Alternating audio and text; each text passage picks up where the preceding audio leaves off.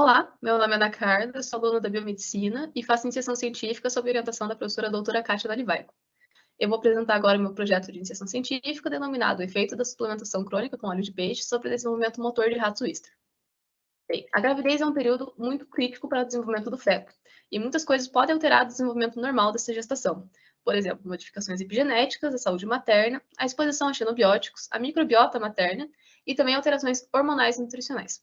Considerando essas alterações, e como o padrão da dieta ocidental é composto por uma grande quantidade de gorduras e alimentos ultraprocessados, em comparação com a dieta mediterrânea, onde esses alimentos são a minoria, aumenta o risco de síndrome metabólica nessa população e diminui a manutenção da saúde.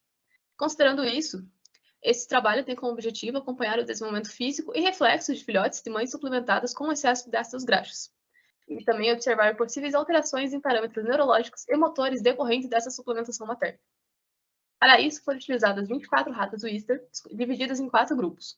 O grupo controle, que não sofreu nenhuma alteração, o grupo SPL3, que foi suplementado com óleo de peixe rico em ômega 3, o grupo SPL6, que foi suplementado com óleo de soja rico em ômega 6, e o grupo SPL9, que foi suplementado com óleo de oliva rico em ômega 9. Essas ratas começaram a ser suplementadas 21 dias após esse começo de suplementação, elas foram acasaladas com ratos da mesma espécie. 21 dias após esse acasalamento, houve o nascimento dos filhotes. Esses filhotes foram desmamados aos 21 dias também, e nesse período foi quando ocorreu o final da suplementação. Esses filhotes, após seu nascimento, no dia pós-natal 0, eles tiveram seus reflexos e a maturação física avaliados até o dia pós-natal 15. No dia pós-natal 7, foi realizadas as medidas do crânio desses animais. No dia pós-natal 11, testes de resposta ao susto e reconhecimento olfativo. No dia pós-natal 14, as medidas do crânio, novamente. E no dia pós-natal 21, foi repetido o teste de resposta ao susto. Como teste reflexo, a gente usou o teste de rotação, o teste de suspensão pelos membros superiores, o teste de geotaxia negativa, o teste de esquiva ao abismo e também o teste de suspensão pelos 4 membros. Como resultado, a gente teve o reflexo de rotação, não houve diferença entre os grupos, mas o reflexo de geotaxia negativa e de esquiva ao abismo, todos os animais suplementados apresentaram atraso na aquisição desse reflexo. Após alguns dias, eles conseguiram adquirir esse reflexo. Em relação ao descolamento da orelha externa, os animais do grupo ômega 3 e ômega 6 apresentaram atraso em relação ao grupo controle ômega 9. Em relação à erupção dos incisivos, todos os grupos suplementados apresentaram um atraso para essa maturação. E em relação à abertura bilateral dos olhos, novamente, os grupos ômega 3 e ômega 6 apresentaram um atraso em relação ao grupo controle ômega 9. Com as medidas do crânio, a gente calculou o volume cranial desses animais. E com isso, a gente observou que os animais ômega 3 obtiveram um menor volume cranial, ao contrário dos animais ômega 6 e ômega 9, em que o volume cranial deles foi maior do que o grupo controle.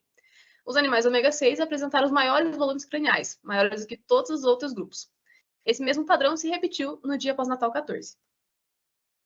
Em relação ao tempo fora do ninho e o tempo no ninho, obtidos pelo teste de olfativo, o grupo ômega 3 e ômega 9, eles tiveram uma redução do tempo fora do ninho. Eles passaram mais tempo no ninho materno. O grupo ômega 6, por outro lado, ele apresentou um alto tempo fora do ninho e um baixo tempo no ninho materno. Em relação ao teste do susto, a gente obteve esses seguintes dados. O grupo ômega 3, ele apresentou uma diminuição na audição em relação aos outros grupos. O grupo ômega 6, por outro lado, apresentou uma audição muito melhor do que todos os outros grupos, com muitos mais animais responsivos em todas as frequências avaliadas. O grupo ômega 9 obteve um padrão meio parecido com o do grupo controle, exceto nas frequências de 8, 10 e 12 mil Hz, em que eles tiveram uma audição melhor. Se a gente juntar os resultados desses dois últimos testes, a gente pode observar que os grupos ômega 3 e ômega 6, eles têm um certo padrão. O ômega 3, ele escuta muito menos, mas ele tem um olfato muito melhor. O grupo ômega 6, ele escuta muito mais, mas o olfato dele é prejudicado. Com isso, a gente pode concluir que houve uma compensação desses dois sentidos. Então, como conclusão desse trabalho, a gente tem que o excesso de ácidos graxos insaturados durante a gravidez e lactação são prejudiciais para o desenvolvimento físico e neuronal do feto. Mas que, apesar disso, o fato do sistema nervoso ser plástico é capaz de minimizar esses efeitos ao longo do tempo e também de compensar algumas alterações sensitivas. Aqui estão minhas referências e muito obrigada pela atenção.